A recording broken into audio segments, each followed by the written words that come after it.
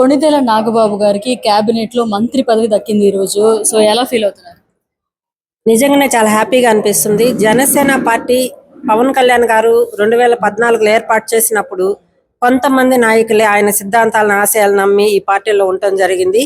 ఆ తర్వాత మెట్టుగా ఎదగటం జరుగుతుంది. ఇప్పటికి మొన్న జరిగిన ఎలక్షన్లకి కళ్యాణ్ గారికి 100% శాతాన్ని దేశవ్యాప్తంగా చెప్పుకునే రీతిలో మా జనసేన పార్టీని నిలబెట్టాడు అంటే ఆయన యొక్క వ్యూహాలు చాలా అంటే అందరం కూడా ఊహించిన రీతిలో ముందుకు పార్టీని తీసుకెళ్తున్నాడు.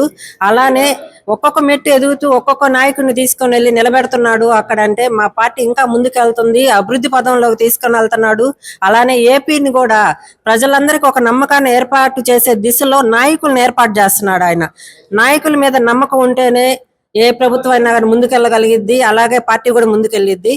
మంచి నాయకుల్ని, ప్రజల కోసం పార్టీ కోసం పనిచేసే కార్యకర్తల్ని, నాయకుల్ని చాలా విలువలు ఇచ్చి గౌరవాలు ఇచ్చే నాయకుల్ని ఏర్పాటు చేస్తున్నాడు. అందుకు మాకు చాలా హ్యాపీగా అనిపిస్తుంది, చాలా సంతోషంగా కూడా ఉంది. సో ముందు పార్టీని ఏ విధంగా ముందుకు తీసుకెళ్లిపోతున్నారు?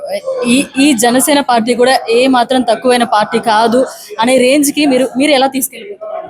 అంటే ప్రస్తుతం మన ఏపీలో ఉన్న పార్టీల్లో టీడీపీ ముందు ఫస్ట్ నెంబర్ 1లో నిలబడుతుంది ఇప్పటి వరకు. తర్వాత జనసేన ఉంది. కానీ జనసేననే ముందుకెళ్లాలని ఒక ఉద్దేశంతో కార్యకర్తలం కానీ నాయకులం కానీ గ్రౌండ్ లెవెల్ నుంచి జిల్లా స్థాయి వరకు ప్రతి ఒక్కరూ కష్టపడుతున్నాము. మా అధ్యక్షుడు ఆదేశాల మేరకు మేము అలానే కూడా నిలబడతాము. పవన్ కళ్యాణ్ గారు మీకు సూచనలు అవన్నీ ఇచ్చేవాళ్ళు. మాకు పవన్ కళ్యాణ్ గారి దగ్గర నుంచి కింద మాకు నెల్లూరు జిల్లాకు వచ్చేసరికి శ్రీ వేములపాటి అజయ్ కుమార్ గారు TIDCO chairman, AP TIDCO chairman, ఆయన దగ్గర నుంచి ప్రతి ఒక్కటి మాకు నెల్లూరు జిల్లాలో అమలు చేయడానికి ఏర్పాటు జరుగుతుంది.